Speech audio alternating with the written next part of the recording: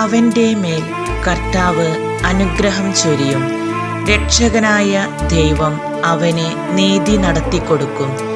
സങ്കീർത്തനങ്ങൾ 24-ാം അധ്യായം 5-ാം വാക്യം. വന്നിതായി